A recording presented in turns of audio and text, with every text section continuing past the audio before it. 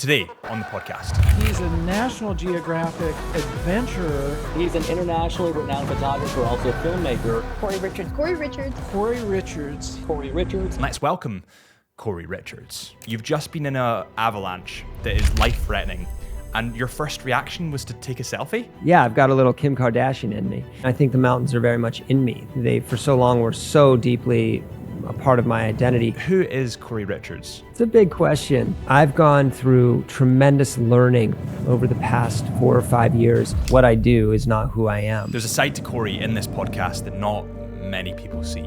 Have you ever suffered from any form of anxiety? Oh, dude, like right now, anxiety is a passenger in my car. Had I not lived every single moment of my life exactly as I have, I wouldn't be here. What do you think has been the darkest period in your life?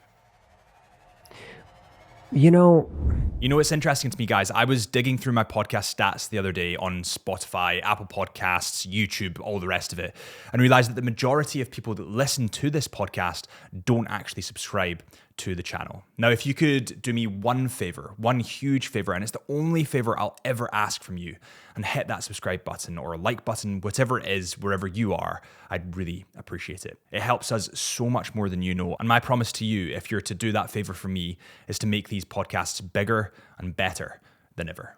Thank you. And with all that said, my name is Harrison Brown. This is the Into the Mind podcast, and let's welcome Cory Richards.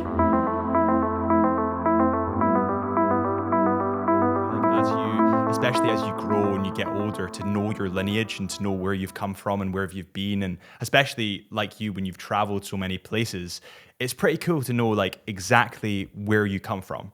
Yeah, and then it's cool to know too, like, I mean, it puts in context your whole history, and epigenetics are a real thing. So, at least back about 6 generations, it's really interesting to know what happened, Yeah. So, yeah. I don't think people know who I am yet. Did we even introduce? Don't worry, they'll know who you are. I've got a wee intro set at the start of the podcast, so they'll know exactly who you are.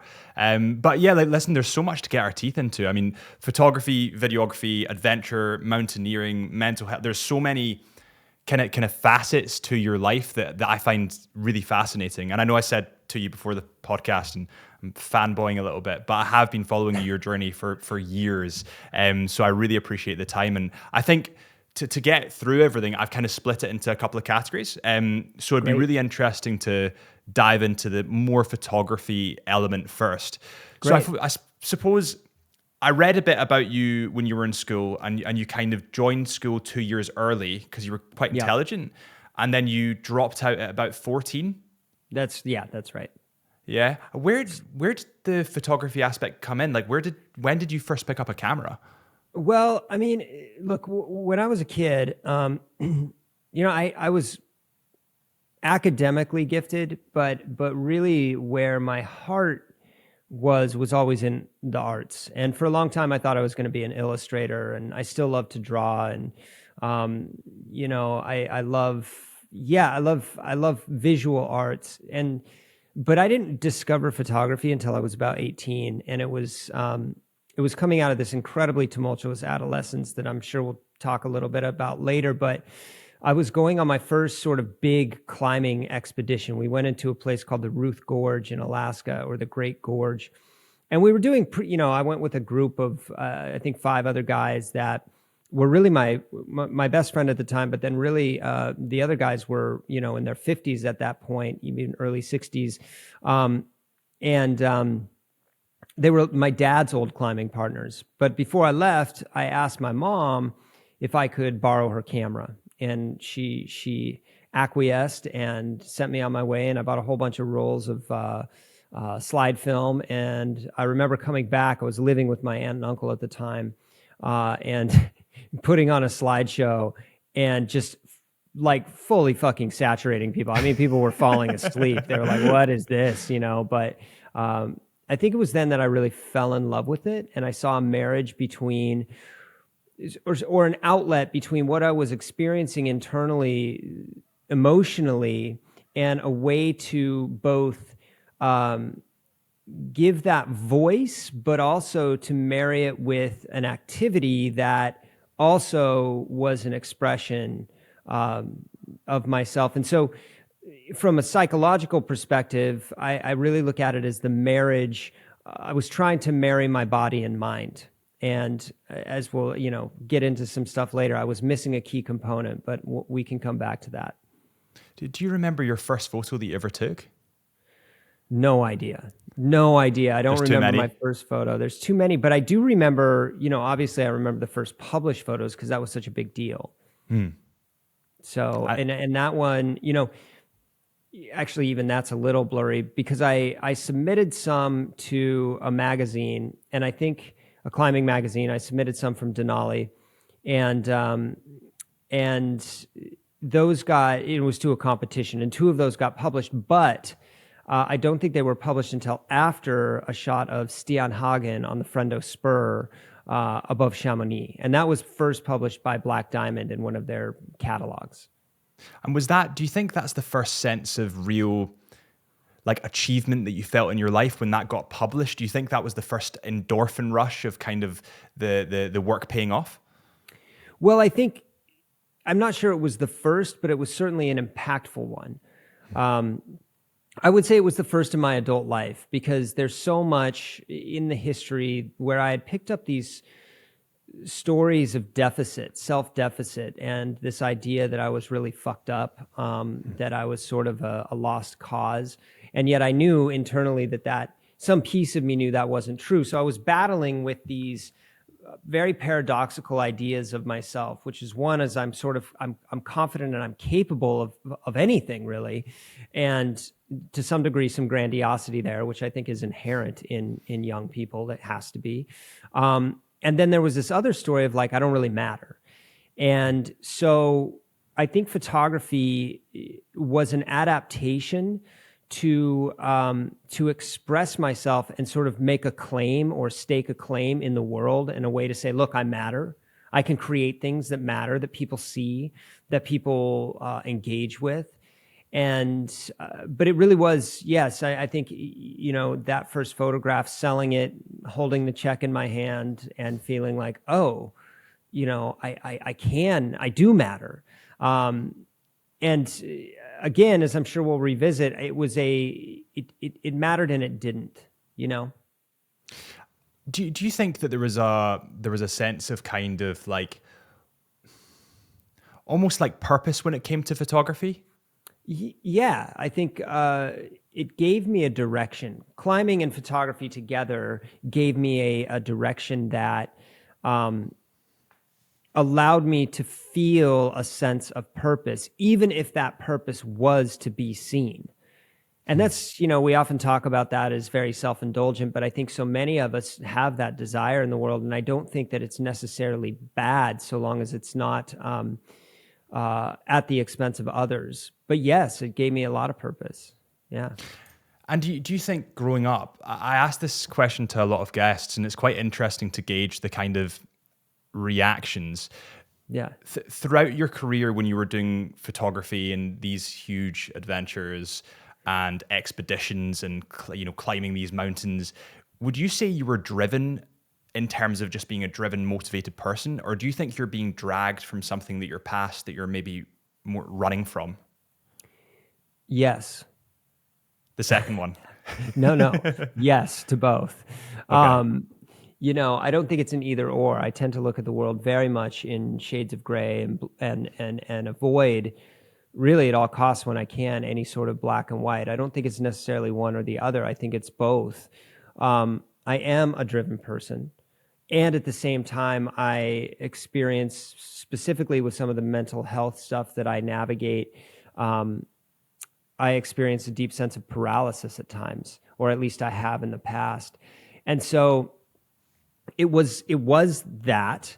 There was very much a sense of that. And also there was a sense of running too. And even, I think, long-term, not photography, but the act of constantly pursuing high stimulation environments became maladaptive.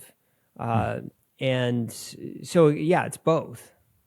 Did you find yourself pushing yourself further and further to feel that almost dopamine rush because your body was getting used to the hit when you were doing these huge adventures? Of course. I mean, look, the way we come up in the world is we get both driven and dragged. It's not one or the other. And so, my childhood, specifically my adolescence, was quite chaotic, and it was quite high stimulus, and it was quite high stress. And so it's very normal for people who grow up in those environments to tend towards occupations that mirror that kind of stress. And the reason is because it's familiar, it's known. And so even if it is incredibly uncomfortable or even dangerous, that discomfort is sort of superseded by the comfort of expecting discomfort, or even craving it. And so I think I was naturally inclined to it because also a chaotic childhood can develop very specific skills for adaptation, and it can develop skills for hypervigilance. And those things, again, they're not necessarily good or bad. Expressed in the wrong environments, they can be maladaptive. But expressed in appropriate environments like climbing, hypervigilance it's an incredibly meaningful skill. Yeah, and I can imagine it was quite difficult going from the kind of... I've spoken to some SES soldiers about this, and they describe this process of the only thing they need to think about when out in the field is what's the next step. It's like, what's the next step? What's the next step? They can only think 1 or 2 steps ahead. And then they come home to this environment where it's like, oh, your taxes are due. You have a parking ticket. You need to cook dinner. What have you got in the fridge? And they kind of get like overstimulated and overwhelmed by the silence. Do you kind of resonate with that? Oh my God. One of the things that I face most often in my life, or have faced, and it's very much I don't want to say resolved, but is course correcting, is overwhelm. I'm a person who, despite being able to navigate chaotic environments well, I often have a sense of overwhelm because, as you point out, in those chaotic environments, it's very, like the SES guys say, it's one step after the other. And that's how you get through things. That's how you navigate them. So when I come back, or, when I was doing a lot of that work, I'd come home and there's not only the overwhelm of everyday life, but there's the requisite silence, to use your word, that stimulation doesn't, again, I think silence can be hyper-stimulating. And so it's almost as if you're in this void where paralysis is ever present because all you want to do is zone out, Yeah. And yet what I've learned is that everyday life is just one step at a time too. It's just more minutia. Yeah, and it doesn't feel that way. I think especially at work for a lot of people when they're juggling like their personal lives with their work balance. And then, as I said, like the parking ticket comes up and then their tax bill is due and the cooking's not done and the kids need, like it seems in life to be a lot more chaotic in terms of tasks. Whereas I feel like when you're outside some of these places, it's very methodical. And it's almost like you work through a process. If you're going to skydive out of a plane, there's a process in place that you follow the steps. Whereas not having that regulation in place for some people, including myself, is really difficult when you've got the silence of just being at home. Yeah, but I was just thinking about this, actually. This is such a fascinating line of inquiry and thought. I wonder if the silence is... I actually wonder if home life is more loud because of all these things. So there's a constant noise. There's a constant, I need to get this done, I need to get that done. And I wonder if it's not the discomfort of silence, but the discomfort of noise that's so paralyzing or overwhelming when I come home. Because in the field, there is this methodical, path that you take that provides some sort of structure that actually allows for silence or positive silence. I think maybe, and correct me if I'm wrong, but the silence that you're referencing is the necessity of sitting with yourself outside of a purpose-driven activity. Yeah, Does that make sense? it absolutely 100% does. Do you struggle with that? Oh my God, dude. sitting with yourself, man, it's like, there's a beautiful book, The Unbearable Lightness of Being. You know, and it's just like sitting with yourself is incredibly hard, especially when you have a high intensity personality where the activities that you engage with can help you escape it. Because you don't need to do any self-work there. You might be learning, but you don't need to do any real self-excavation there. And it's only in that silence and that quietude that I've found that I have really grown. Of course, doing these things, there's an element of growth. I'm not saying that doesn't exist, and I'm not saying it's not healthy. What I am saying is that the most impactful and generative work I've done is when I put all that aside and really went inward.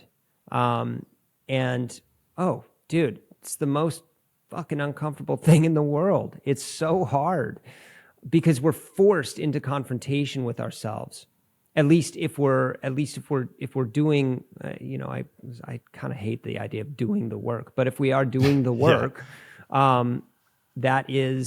that's where all the big growth happens, because we have to look at ourselves. And how did that come about, that first step? Because I know there was a point in your life where you said, listen, I'm not done with photography, but I'm going to put the camera down for a little bit and stop the adventures for a bit and kind of look introspectively. When did that kind of come about, and how did that kind of happen?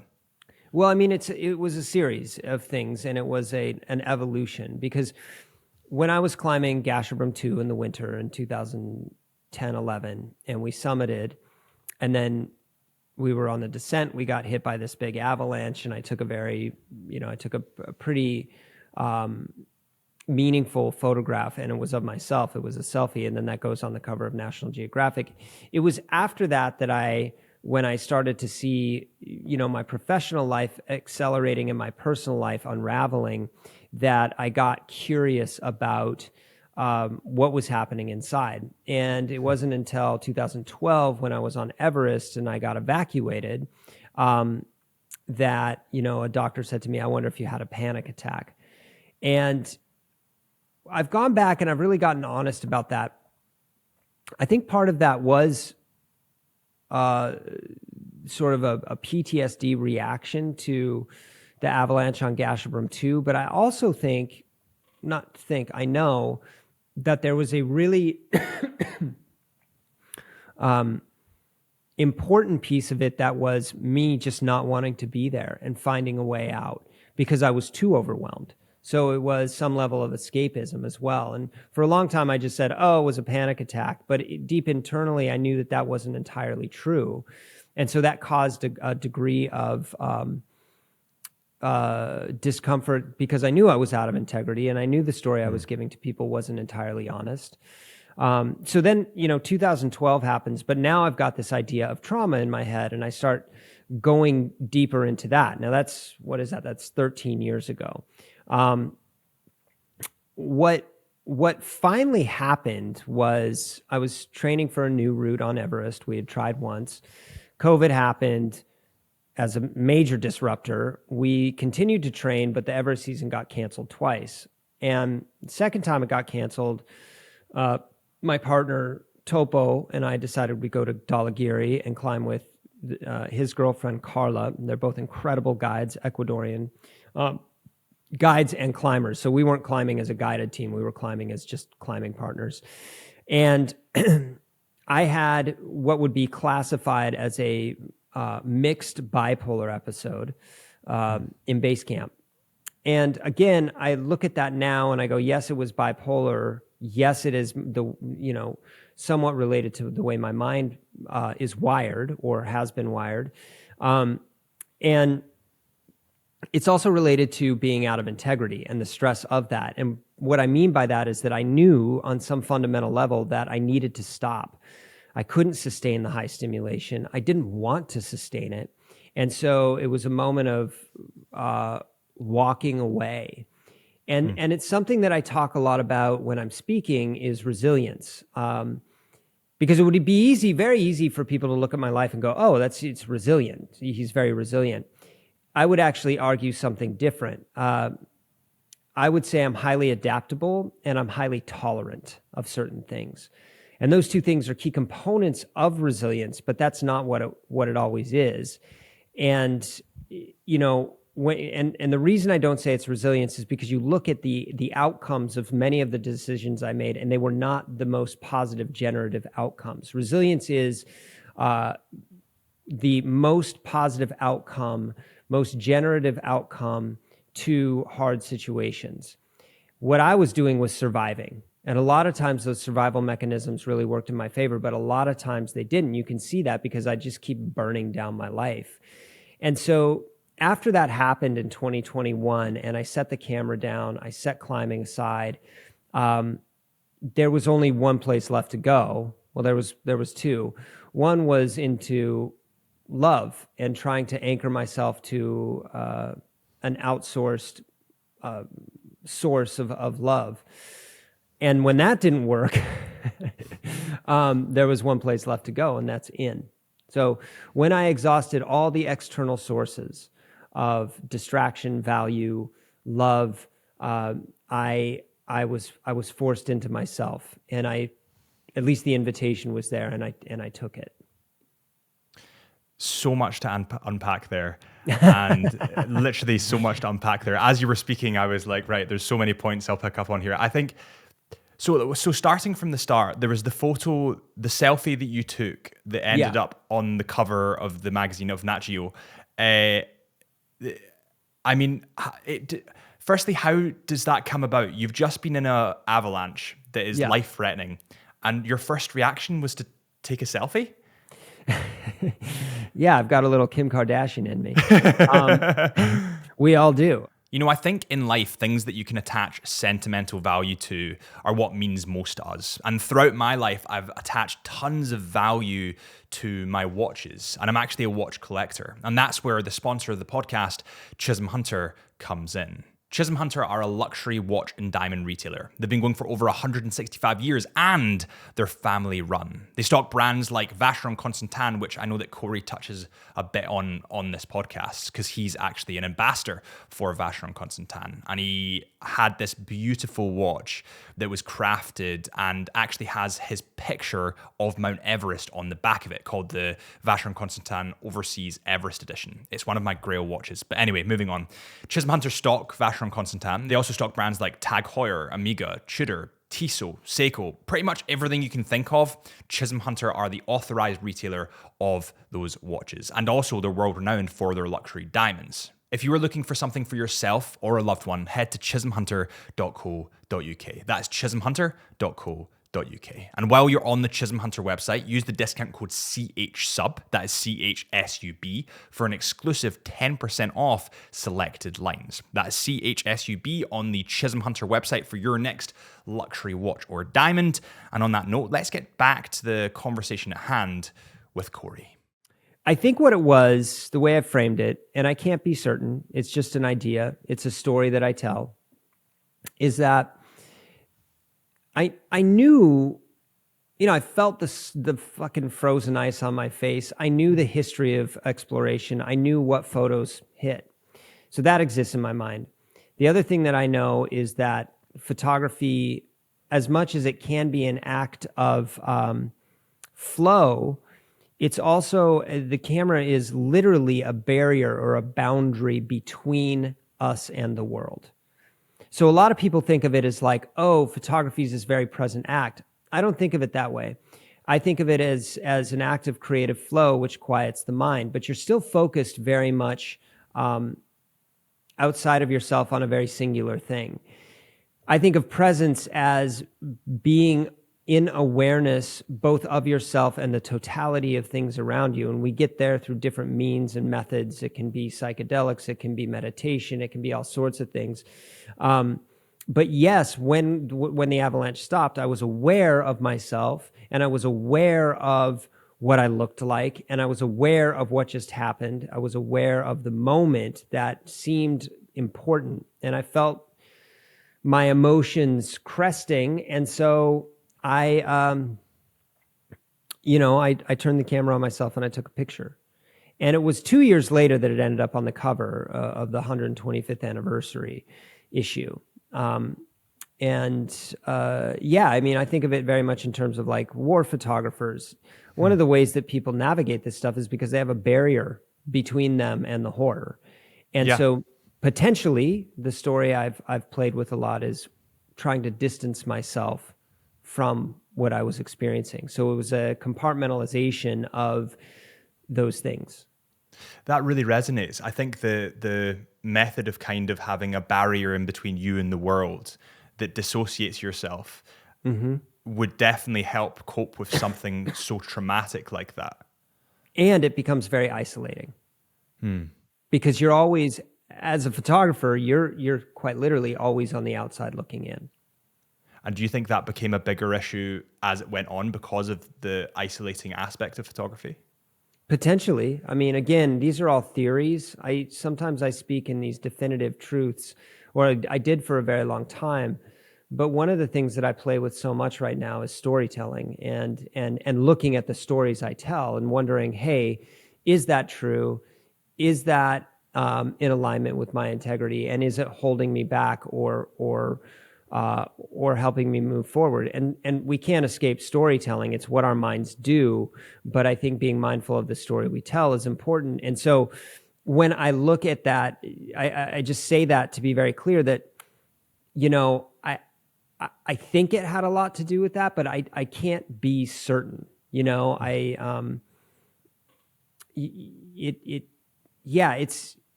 tell that story to make sense of things. Yeah, and I suppose people, when they go through something that traumatic, they try and rationalize it, and they try to kind of talk themselves down a little bit in terms of how dangerous maybe the situation was. You mentioned their psychedelics, and that's something that's quite interesting to me. Is that something that you've tried, or are you looking at, or you're interested in?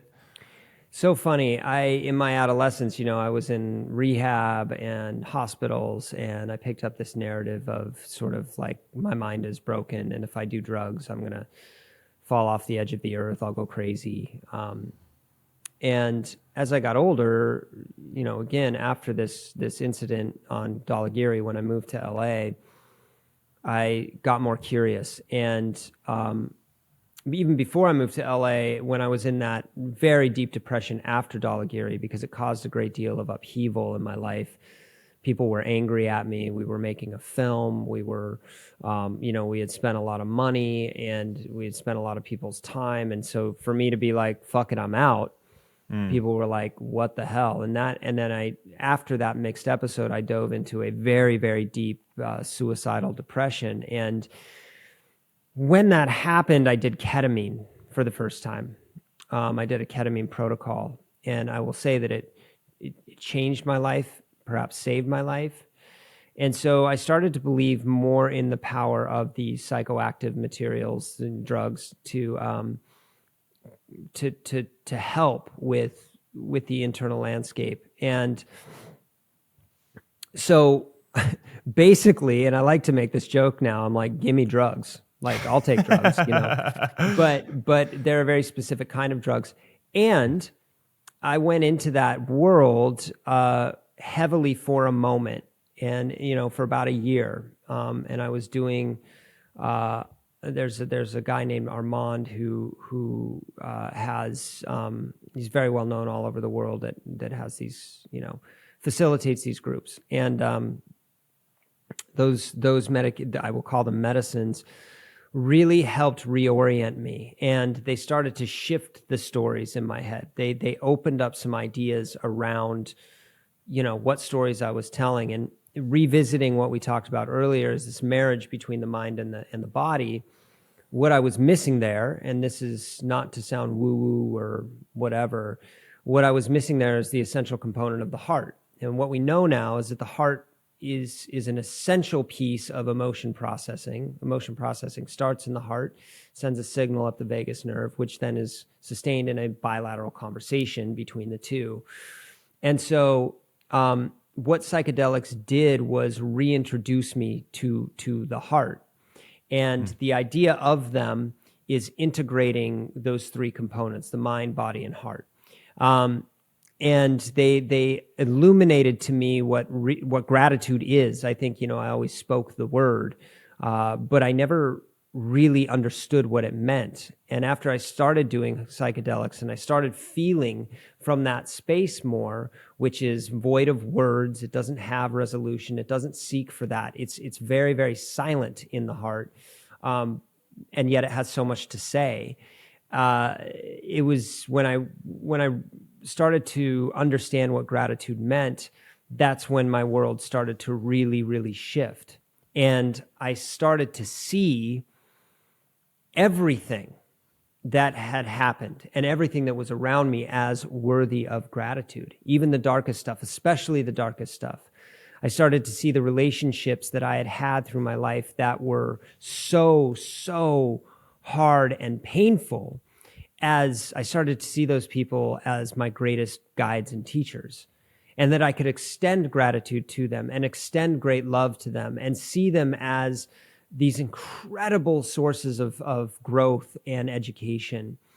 And then more recently, I know this is a long-winded answer, but I want to give people a lot of background here because it's important. I think psychedelics get wildly overused. I think people, tend to speak of them, I'm doing a journey or whatever, and they just want to get high. And that's also okay. I'm not saying getting high on psychedelics is somehow bad. I just like it when people are very honest with what they're doing with it.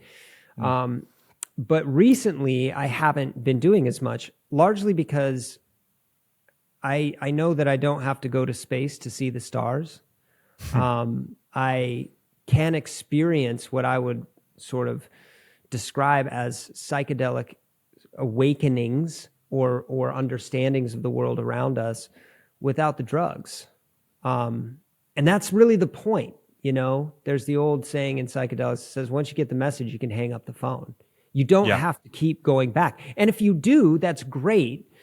But the other thing with this stuff is it's very easy to create new stories that also might not be that beneficial. Yeah, I just find I find it fascinating how much political pressure there is on making these psychedelics illegal, especially here in the UK. And I know that I've spoken to, as I said before, the kind of SAS boys and the Marines, and these guys went through unbelievable shit, like being shot at, their cars being set on fire, and they had such a huge barrier in their head that they couldn't talk about this stuff. And that resulted in huge amounts of PTSD. And it wasn't until some of them did MDMA therapy that I'm not saying they fixed the issue, because it's always going to be a huge traumatic issue, but they were finally able to talk about it. They were finally able to release. It was almost like a kettle about to boil. They were finally able to release some of that pressure. And I think it's really odd to me that the government are so, especially in the UK, are so kind of restrictive on the legalization, but also the kind of the studying aspect of what these drugs can actually do. Yeah, part and parcel is that it's, actually in its totality, it comes from the war on drugs, which was started by Harry Anslinger in the early 1900s, and which developed into the DEA, which then becomes a part of American governmental fabric, and then it was proliferated and put forward or pushed forward by political pressure on other countries to adopt the same mentality. And so, a lot of it was racial too.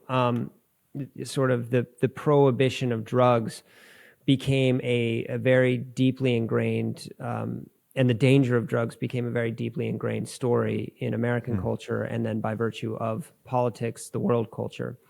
That's not to say that certain drugs don't have very dangerous impacts, and it's not to say that everybody should be using them. I'm not suggesting that at all, but when you look at prohibition and what it's done, it's created cartels by creating a black market. And my opinion is, if people were smart, if governments were actually smart and invested in their people, first and foremost, the research into, there's so much lip service paid to mental health, but at the same time, you see the profound positive impacts of these compounds on making people healthier.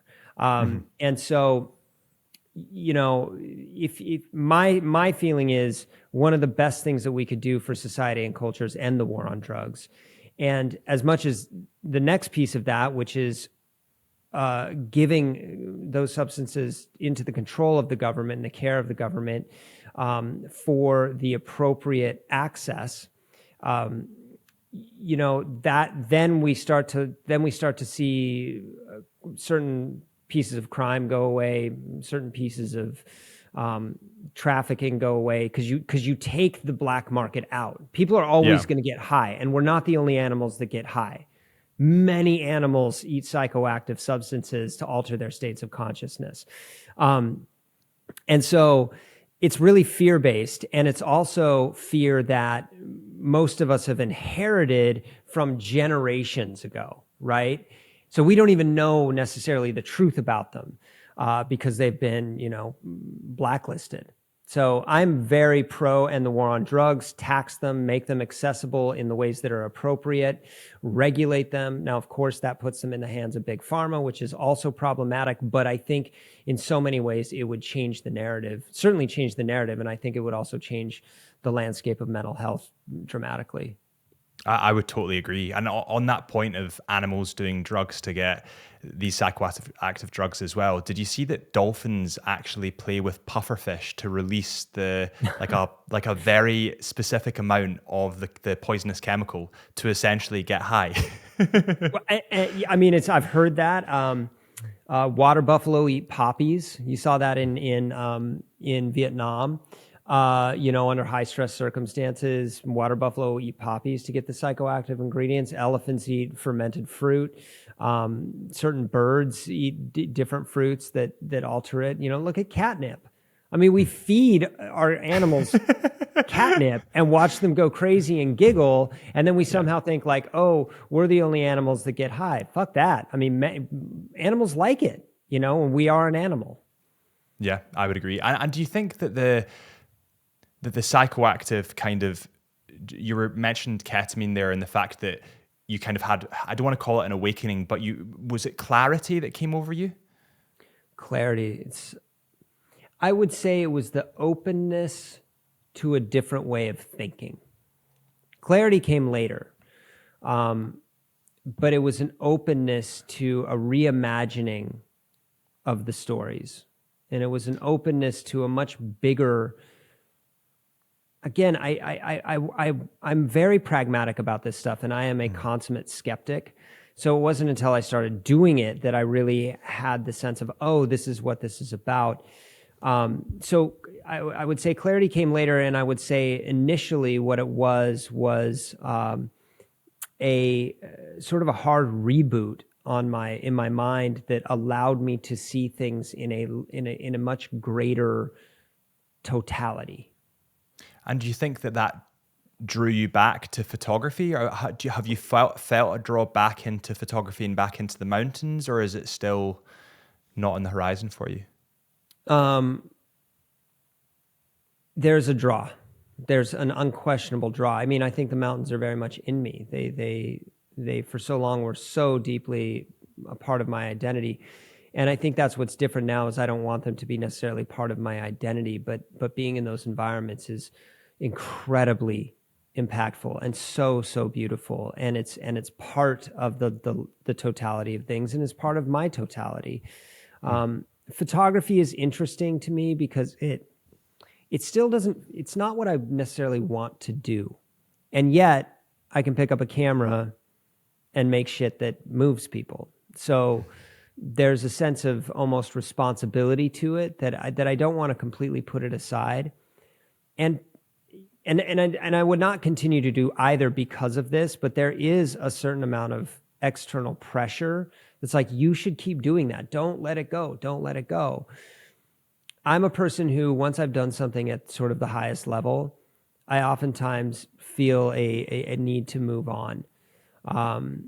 And I think I got to that point with photography. Certainly there's other things that I could do with it. I could keep going with it, but I felt very complete with it.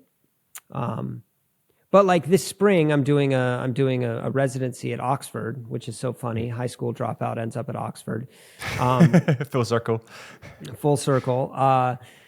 And I'm photographing for them, and I've got a fun sort of conceptual idea of how to make some images that will be different. And you know what? They might hate it, but I'm going to do it anyway because that's my freedom.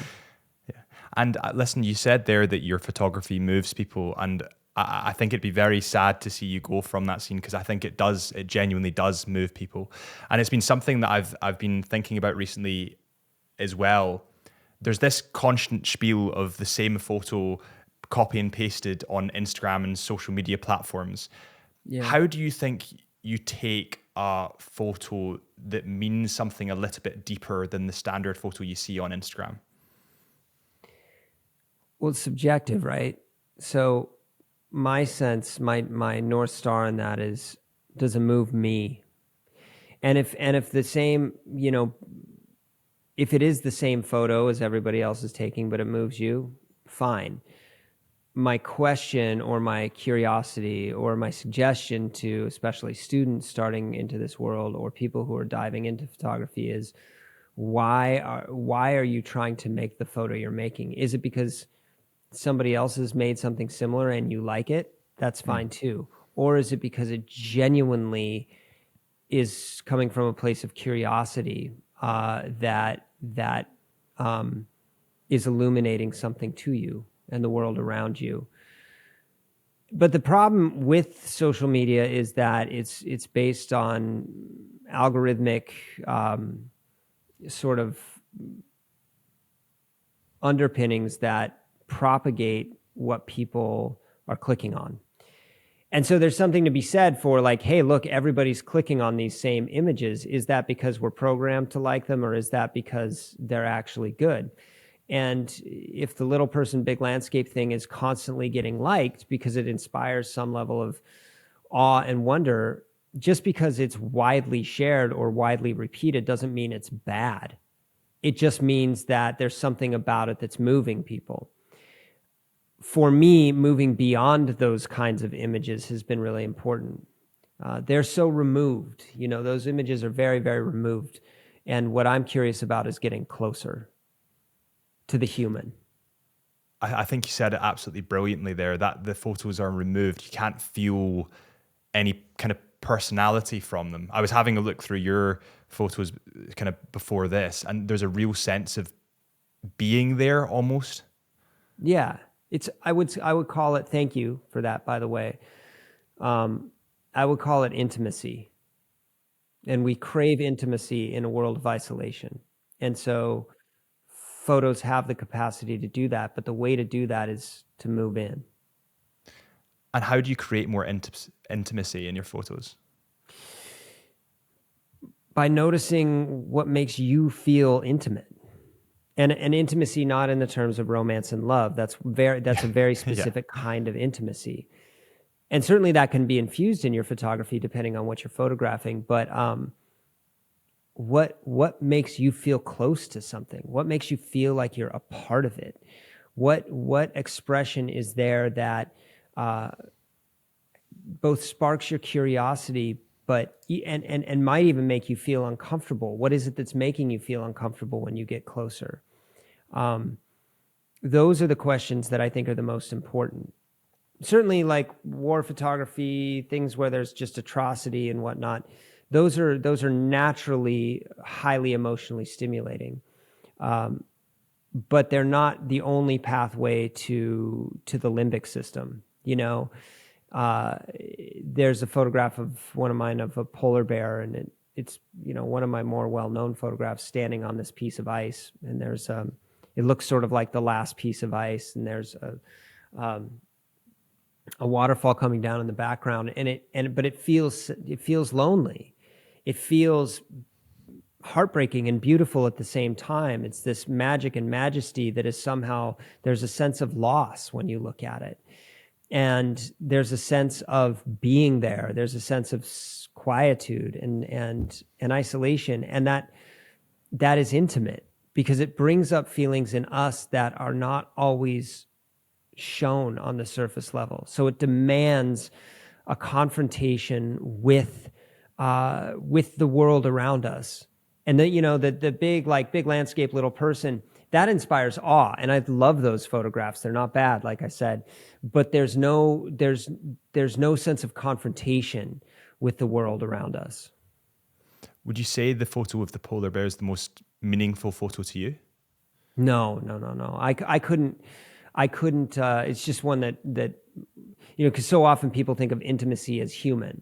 Yeah. But there is deep intimacy in the natural world. And it's just one that came to mind. I could never say which one's the most meaningful to me. They're all meaningful. Yeah. And by the way, the photographs that people see, like in my book, Bipolar, it's 300 photographs out of millions. And most of them are shit. That's the thing that people don't understand. There's a fucking, RAID system behind me of mostly garbage photographs, You're talking about it's a 1%, it's a 1% that you're getting. Yeah. I think it's the connection that we have to the photographs. And I think a lot of the time, and I was going to ask you about this because I did see it on your wrist, a lot of the time we share the same intimate connection with, watches or vintage cars and we share that kind of emotional draw to them because of a shared experience or because something that we link to that thing. Mm-hmm. Can you talk to me a little bit about the Vacheron on your wrist? So this one is, I've worked with Vacheron now for, I think, Vacheron Constantin, the oldest Swiss watchmaker in the world. I think I've worked with them for 7 or 8 years now. We did a collaboration on a watch that was taken to Everest for that attempt on the northeast face. And it was beautiful. And this watch is not that. This is my everyday. It's part of the overseas collection.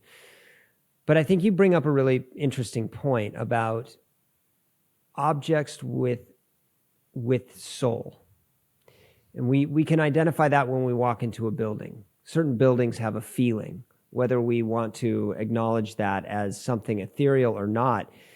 We all know what it means like to walk into a building that has a feeling, and it doesn't have to be some grand building. It can be a house. It can be a very small structure. And watches are the same. And I think what that is these objects are either imbued with a sense of history and living, and that experience of the structure has somehow taken that on. Or when it comes to things like watches, cars, there is a sense of the amount of effort and taken to put into them, to make them, that is palpable. There's a sense of care. There's a sense of refinement and perfection to the degree that we can attain it, that makes the object feel alive. And specific to watches, I think watches are emblematic of time, and time is our most valuable commodity. It's not even a possession, but you can't buy it. You can't reverse it. You can't, it just is. And so watches, I think, are emblematic of that. Even in some small way, they remind us that this is finite. Absolutely. And I think that's actually a really beautiful thing. It's funny how fast time goes, isn't it?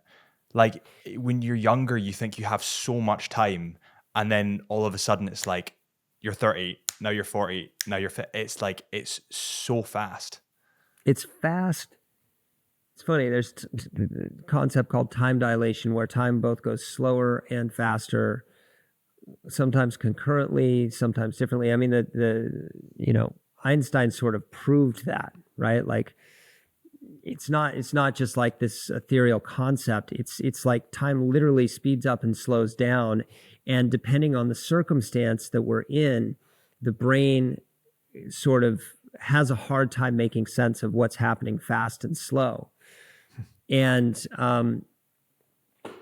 it's a really interesting thing because, as you point out, like, you remember the sort of the dog days of summer when you're little and you're just like, oh my God, it's hot. These days are forever. And you can just do so much. And then as you grow up, and I'm considered middle-aged now because I'm in my mid-40s. All of a sudden, like, weeks tick past, months tick past, years tick past. And then, my dad very recently passed away. He hated that. My dad died. He hated past. I'm sorry to hear that. Oh, thank you. It was the best thing. But it was so interesting to be there with him as he was going through these final days of his life, and to see that all of the acquisition, all of the amassing of knowledge, of things, books, whatever it is, it's all it's all completely obsolete at the end. And time, as it passes, I would hope for most people, would illuminate the massive futility of what we spend so much of our energy trying to do or get. And if we allow it, time teaches us everything. And coincidentally, and kind of in a fucked up way, time might not exist at all. It's just the way our reality occurs to us. With all that in mind, what do you think the meaning of life is? Oof. It's a big question. It's a big question. And look, all of this is going to go away someday. Earth, the solar system, sun, all these planets, it's just going to go away. And eventually the last word that was ever written, the last piece of paper, the last letter, all the invention, all of this will just cease to exist.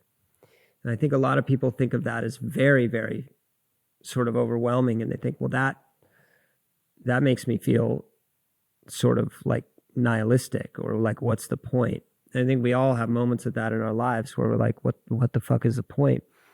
And I think it's a good question to ask.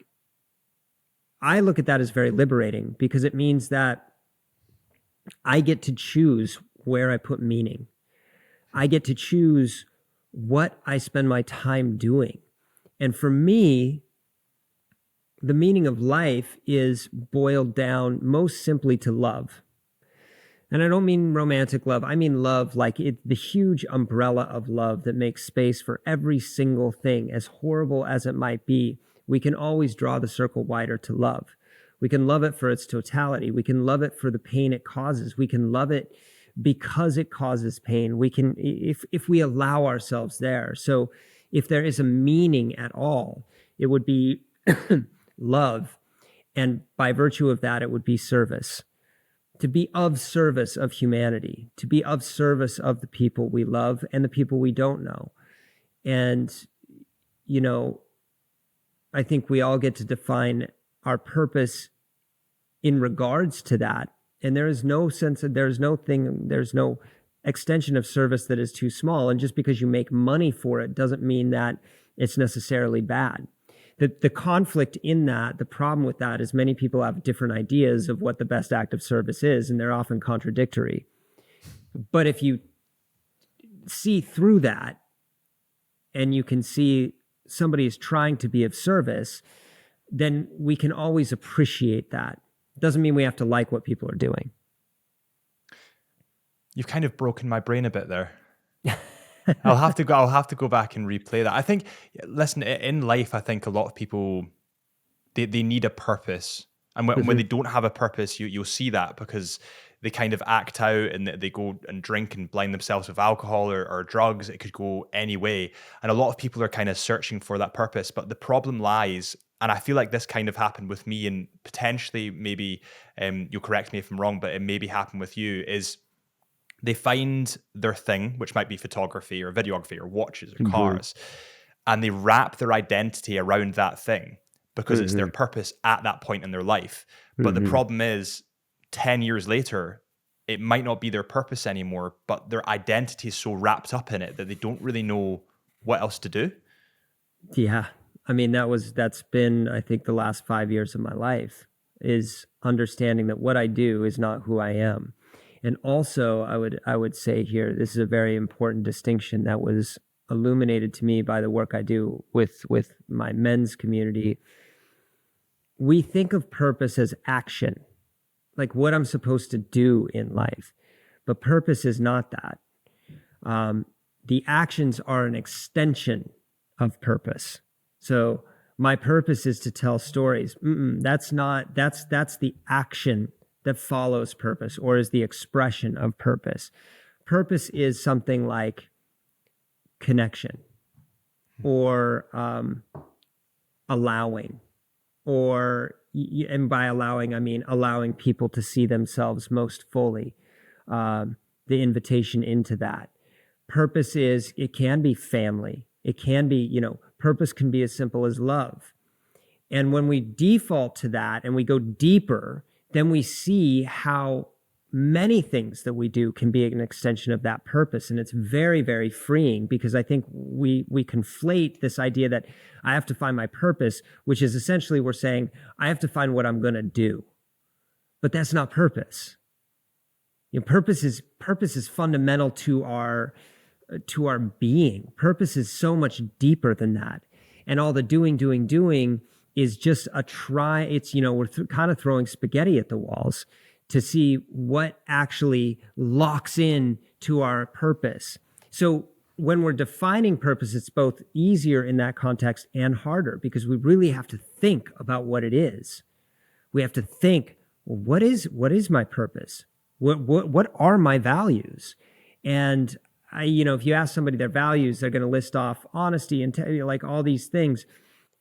And I think it's not lazy, but it's just that people haven't necessarily gone deep. And yet at the same time, somebody who's gone deep might have the same words for their values, but there's a palpable sense of depth that at least I can very much feel.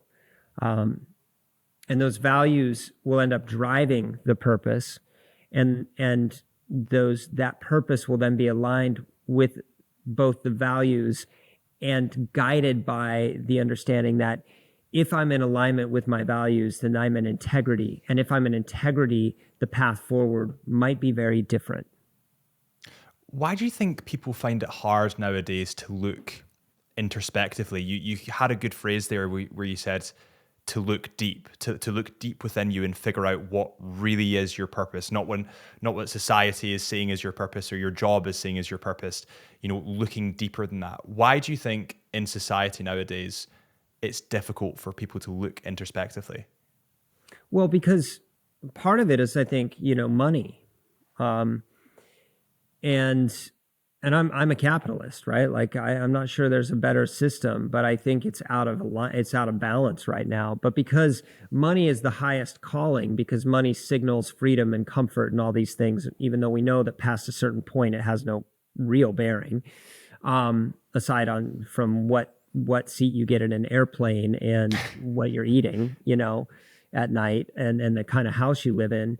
Which, by the way, none of those things actually are correlated with any sense of contentment or happiness. They can provide momentary, like, oh, I like this. Luxury is great. But because money is so important to us and we rely on it so heavily, we are constantly in the pursuit of that. And so it's almost it blocks us from, we have to survive first and foremost. So if we're in survival mode, as the world very much thrusts us into now by virtue of the 24-hour news cycle and social media, our nervous systems are constantly in fight, flight, freeze, and so there's no space to look internally. I got to survive. I got to survive. I got to survive. The realignment there for me comes from noticing my nervous system, really being like, am I keyed up right now? What's this making me feel? But also understanding that most of the time there's a perceived threat, but not a real threat. I'm not saying that's always true, but there's a big difference between the two. If you're in the woods and bears are there, but no bear is chasing you, that is a perceived threat. It exists, but the bear is not chasing you. That's a different thing. And so I think, we are constantly living in a world of mixing up perceived threat and real threat. And for me, it's come back to, look, I have enough. I'm safe. Nothing is actually wrong. I might have a huge tax bill that I don't know how I'm going to get out of, but I'm actually okay in this moment. I really, really am. And this will work itself out no matter what. If everything will be okay in the end, if it's not okay, it's not the end. And so we live in a society based on this constant thrust of capitalistic survival that ignites our nervous systems into a state where we can no longer take the space to look inward. And also, look, it's all gamified, so we're on our phones all the time, taking up time that we could be using to go inside, but it's an external distraction that keeps us from ourselves. Have you ever suffered from any form of anxiety? Oh, dude, like right now? Like 5 minutes before the podcast? Yeah, like 5 minutes, like getting from the gym to here to do this, man, anxiety is a big piece of my life, but anxiety is, it's funny. I've got a friend, Morgan, who's writing a book, and one of the chapters is called Anxiety and Other Imaginary Problems. Anxiety is a signal, right? It's our nervous system signaling us that something is out of alignment. And some of us, because our brains are very much wired to notice those threats more often, live in a constant state of anxiety. And again, this goes back to the previous idea that like our culture is built basically on anxiety right now. So yes, the short answer is yes, I feel anxiety. I feel anxiety about many, many things. And I make space for the fact that the goal is not to escape anxiety, but pay attention to it. Not feed into it, but pay attention to it. It has a lot to say. That's where a lot of the work is. What am I anxious about? Now, again, outside of the realms of sort of, normal or the myth of normal behavior, there are extreme cases of anxiety that demand a different kind of attention. And I've experienced that as well. That's part of bipolar. That's part of depression. That's part of ADHD and ADD and all these terms that we use to describe sets of behaviors and experiences that we go through. And so I've experienced that as well. And anxiety can be very paralyzing. And I have a lot of compassion for people who live in that space because I've lived in that space. The irony of anxiety and the paralysis that comes with it is that we only add more anxiety to the plate because when we're paralyzed, we're not moving forward. And small things become monsters because we stack them up. Okay, all these things that I'm not doing, we just stack them up. And then we're thinking about everything we have to do. And what do? We get into overwhelm. And then what does overwhelm trigger? Anxiety, So yeah, long answer to a short question. Fuck yeah. Anxiety is a passenger in my car. Yeah, absolutely. I think because I've got the same. I was on medication for anxiety for years when I was younger, and it's because I wasn't fully listening to my brain. I think that I've got very bad ADHD, so I need physical exercise all the time, or my brain just spins out of control. And I think that a lot of people nowadays are kind of masking the issue with the sticking plaster, which is medication, which sometimes is needed, but as a temporary measure. And they're not actually listening to their brain. Have they eaten good food today? Have they exercised today? Are they doing something that they love, or are they stuck in something that they hate? They don't really think about that because they've just kind of stuck the plaster over it. Yeah, I mean they're paralyzed by it, and that's sort of one of the great tricks of anxiety. Similar to you use a chemical analogy. That's what nicotine does. Nicotine doesn't do it. I mean, it's a minor stimulant, but all nicotine does is create the desire for more nicotine. That's its only purpose. And in the same way, all anxiety does is create behaviors that create more anxiety. And so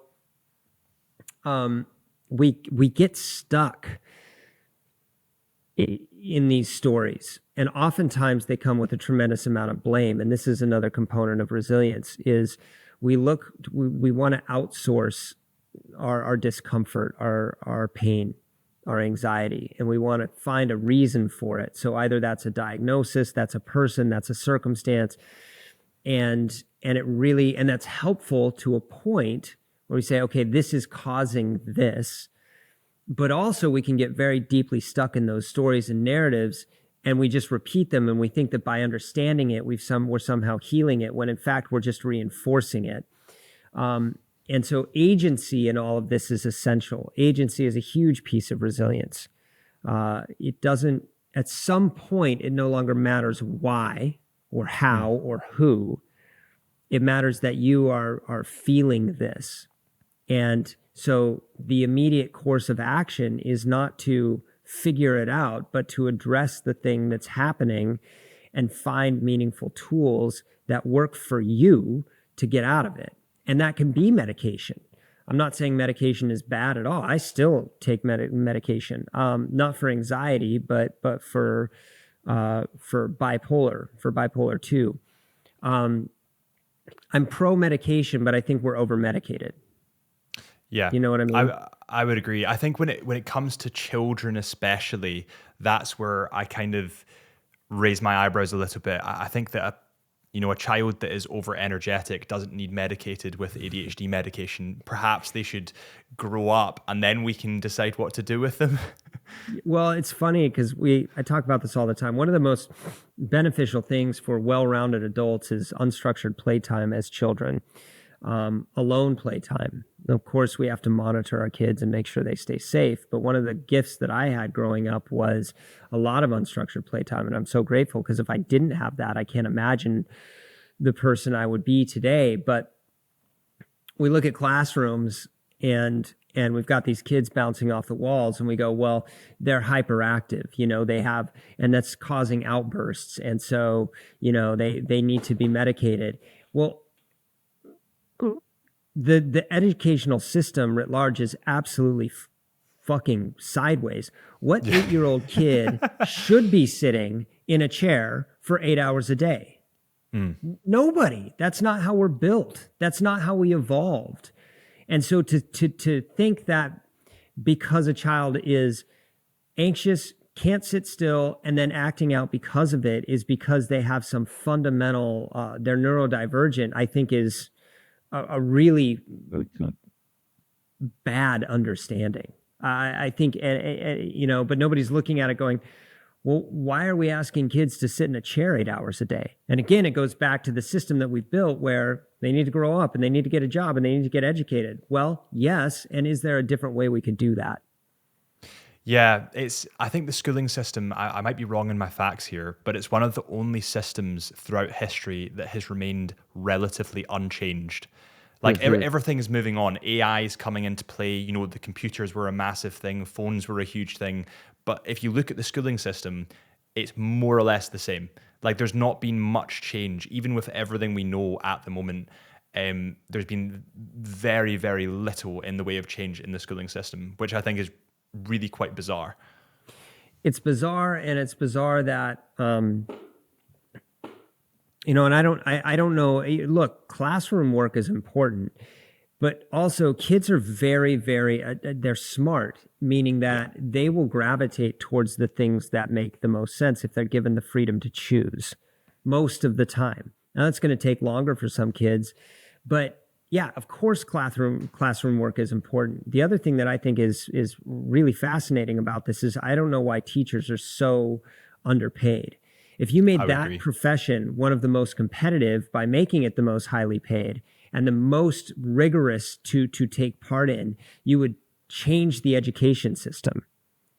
So if you start offering teachers huge salaries, because look, everything comes from teachers. Why the fuck are we paying them basically the least amount of money? They're responsible for the future. And so if you got more teachers who are more highly qualified, who are getting paid more, and you made that a competitive industry to get into, not a default because I like kids, you would change everything. But convincing governments that is, look, I mean, how, professional sports players, great, they provide entertainment and they get paid that much because they draw crowds, which is incredibly financially generative, right? But should anybody, who's throwing a ball down a court, now forgive me, all you athletes out there, should they be getting paid tens of millions of dollars when a teacher taught them how to throw the ball down the court? A teacher guided them to that path, a coach, whatever it is. Why is that teacher, why is that coach, why is that instructor not getting paid far more or at least equal to that wage? I mean, it's mind-blowing to me. Yeah, I would totally agree. And I think in the UK especially, I'm not sure how it is where you are, but we're having real issues with that at the moment because they're cutting back the finances for the teachers in the schooling systems, and you're seeing the repercussions of it. I mean, teachers in general should be finding what the kid is good at and pushing them towards that. And as a result, the children will find their purpose. They'll find what makes them tick. They'll find their tribe. If they don't find their purpose, they'll be sleepwalking a lot of life. And it's really, really sad. It actually made me think, do you believe that we create our own purpose, or is it something that we discover along the way?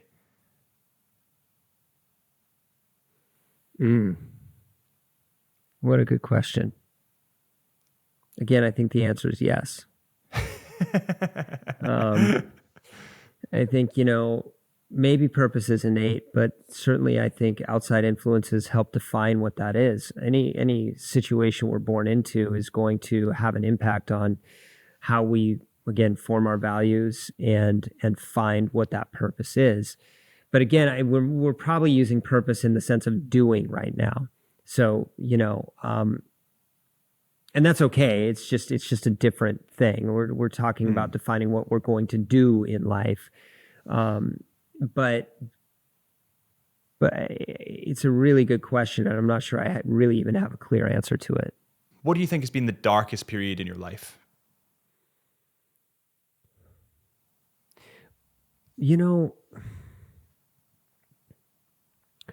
For a long time, I would have said my adolescence, and there was some darkness there, and in my book, which I'm sure, will be in the show notes. It's called The Color of Everything, and it's my life. I write a lot about my adolescence there because I wanted to give people a framework for how life evolved. And so for a very long time, I would have told you that my adolescence was the darkest period. And there was a lot of darkness there. I would actually say more recently, there was a very dark moment after Dalagiri. Very, very dark. Very confusing. Letting go, as you pointed out earlier, identity, who I was to the world, who I was to myself. Certainly very unsure about that. And then there was a moment after a very hard breakup. It was that one that I'm not saying it was a healthy relationship. In fact, it wasn't. But that breakup, I was living in Thailand with her at the time. We had moved over there, and then we split up and that's talked about in the book a lot. And there was a very hard reason for that split. And I came back to LA, and I just didn't have. I had, I just didn't have anything, and I'm not talking about the things that we have. I'm talking about, I didn't have there were things. I didn't have a place to live. I didn't have a car. I had some bags. I didn't have a lot of money. And I moved into this it was like a broom closet. I couldn't afford anything else. I moved into this tiny apartment in a beautiful neighborhood, but tiny, tiny apartment. And I remember the smell. It was dark during the day. It was too light at night. It was a bed and a kitchen in, I think, probably 200 square feet. And I'd already started writing the book at this point, but I remember just being so depressed because I didn't know what came next. I had sort of, I don't want to say lost everything, but it felt so isolating and so empty. And at the same time, when I had moved to LA in 2021, I had met somebody named Kenny Kane, who owns the gym that I go to, one of the gyms that I go to. And Kenny is, he's a profound connector. And he is a deeply, deeply passionate guy who is all about forming community. And I started doing men's work with a group of guys, really interesting group of guys. We had one A-list actor in there. We had a former NFL player. We had a, former professional basketball player. And then we've got finance guys. It was a group of like 8 of us, former, Green Beret, who was the CEO of, one of the big movie studios here. And it was in that darkness that I started to see this realignment around community. I had been living my life completely solo, meaning I was all about me, and I was pursuing somehow myself in all of it. And that illumination became profound. And it was in that darkness, and this is the thing that people just tend to miss, man. It was in that darkness that I completely changed. It hurt so much. It hurt so much.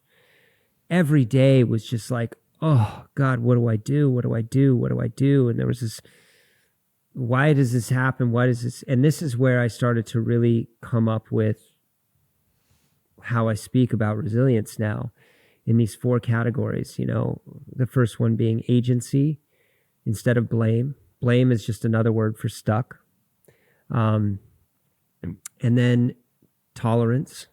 And that's where we have to learn to fail. We have to be able to tolerate the intolerable emotions of ambiguity, of not knowing. Because once we take agency, we're necessarily thrust into a space of ambiguity, like the fires here recently. You can blame the fire department, you can blame the city, you can blame the mayor, it does nothing. Your house burned down. That's agency. I have to take care of it. And then you get thrust into the space of complete ambiguity. What do I do?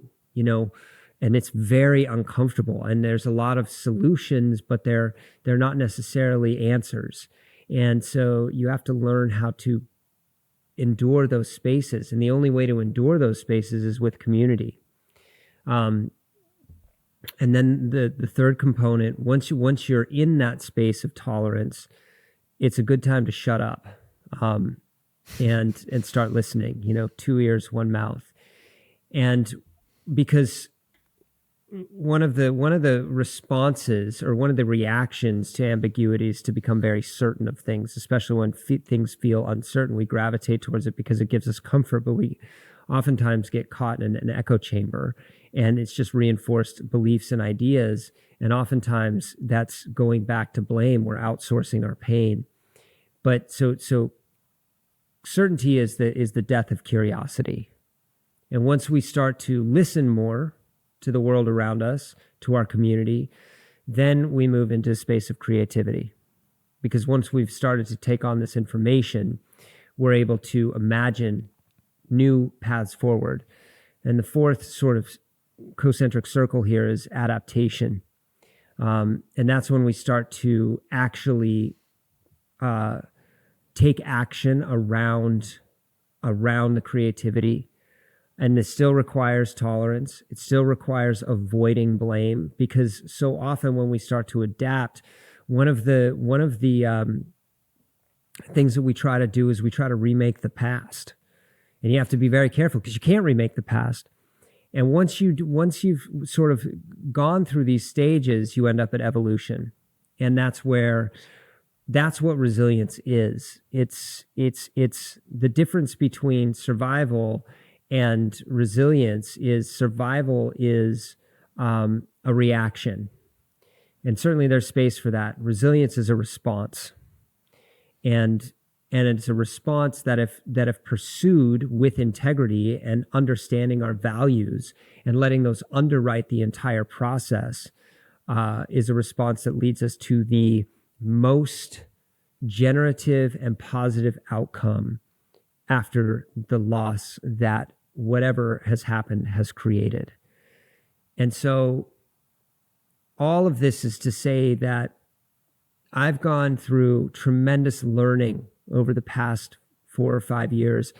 And it all started with the Avalanche, where it thrust me into a confrontation with who I was in my totality, my past. I came up with the stories. I understood mental health. I used all the words, but I was stuck in the stories. And by virtue of that, I was not actually resilient. I was just trying to remake the past or repeating patterns. And so I was doing things, and some of them were very positive, but I wasn't remaking things. And it wasn't until, my dad was diagnosed with cancer, I lost this relationship, and I was totally isolated, that I was pushed into the space of community that Kenny brought me into, and I continue to work in through my men's work, that I started to understand what resilience is. And so it was because of that darkness that I now live the way I do, and I have what I have, and it's enough, and it's fucking beautiful. It's astonishing when I take a moment every day to look around me and see that everything around me is worthy of gratitude. Every single thing. And that has changed everything. Do you think it takes a certain degree of darkness for people to make them see the light? It's duality. Of course it does. Light by itself is just light. We don't understand it. Everything is referential. Everything is relational. And so life to me is not about escaping pain. It's not about bypassing it. It's not about sort of just retelling a story that evades it, because that's also not honest. But it's about embracing it and turning into it without indulging it, so that we can expand our capacity to help other people move through it. And that is its own act of service. So taking on our pain, taking on our loss, learning resilience grows us to a place where we can then become the shelter and safe harbor for others, and build community around mutual support, values, integrity that allows us to move forward in the world in service of others. It's funny. See, when you're a very in-depth person, it's quite fascinating talking to you, because there seems to be layers upon layers. If you were to look back, if you were to talk to your 20-year-old self right now, what would you tell him? Do exactly what you're going to do. I wouldn't tell him. I would say, trust yourself. Trust this process. That's it. Because had I not done it, had I not gone through it, had I not burnt it down, built it up,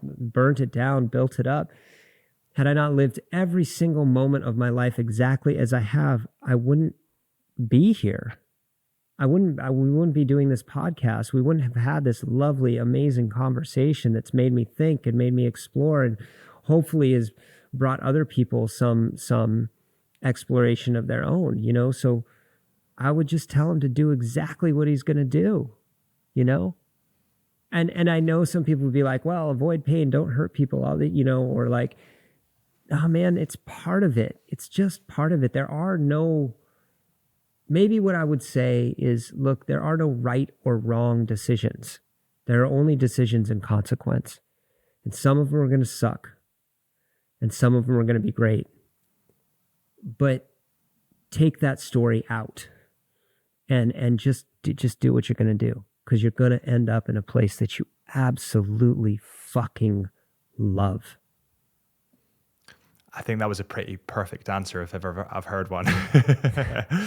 And on the subject of places that you love, do you have, I mean, you've traveled to so many places around the world doing photography or adventures or mountaineering or climbing or just travel in general. Do you have one specific place that you love above all else? I hope it's Scotland, but if it's not, I won't be offended. Dumbarton. No, I do. And this is one question so many people are like, what's your favorite expedition? What's your favorite, you know, tell me one thing. And I never really liked that question, but this is one I can answer. My favorite place in the whole world is called Mustang. And it's on the border, it's spelled Mustang, but it's on the border of Nepal and Tibet, and it's a high desert. And it's in the rain shadow of the Himalaya. It's sort of the bridge between the Kalagandaki Gorge, which runs right through it, is the bridge between the Tibetan Plateau and the Indian subcontinent. It's an old piece of the Silk Road. And I've probably spent, you know, close to collectively a year there throughout my life. I believe in spirituality now. I don't believe necessarily that people can interpret it that how they want. It's not about one name for God. It's about God as a totality, as a oneness. But I would call that my spiritual home, and it speaks to me in a way that no place ever has.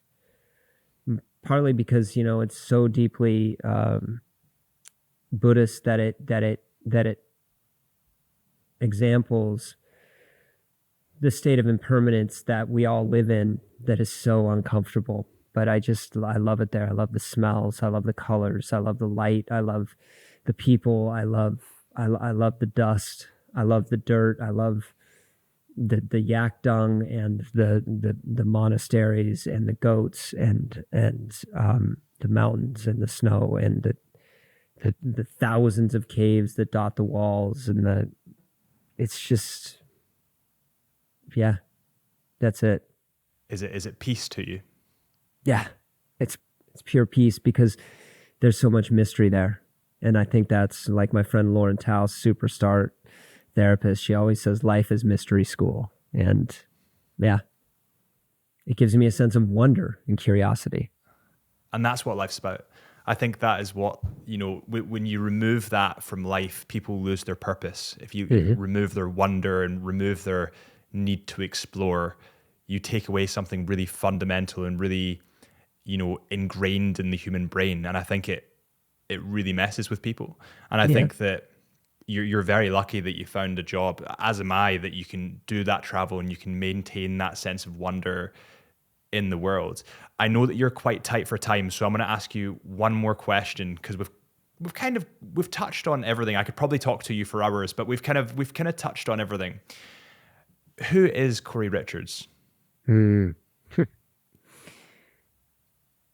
is actually a great way to wrap it up. I talk a lot about storytelling and what that really is, and this might, again, people might roll their eyes. I don't care. Anytime we say I am, and then we follow it with something, or I can't, or I won't, or I shouldn't, or I can, or I will, we're telling a story. And the only thing, if I was going to apply a label to myself, I would say artist. I would say communicator, But really, at the end of the day, the only way to answer that with any honesty is simply, I am. That's it. I am. And the many manifestations and different directions that takes are all expressions of me. So when we say I am, it creates a totality around us that allows us both to be free and secure in who we are, however that is defined at any given point in our lives. I am. And that's who Cory Richards is. I think that's a pretty good answer.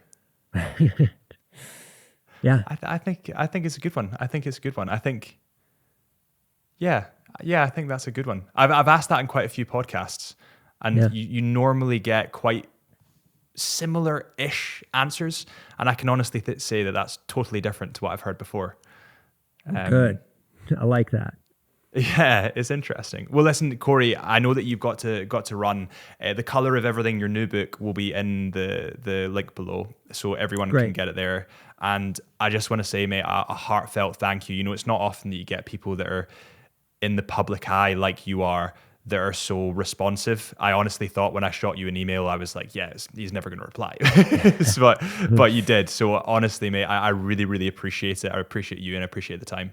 Yeah, thank you so much. Great questions. This has been one of the best I've done. Truly, I mean that from the bottom of my heart. And I just appreciate you following your instincts and making me think and asking interesting stuff. It's been a total pleasure.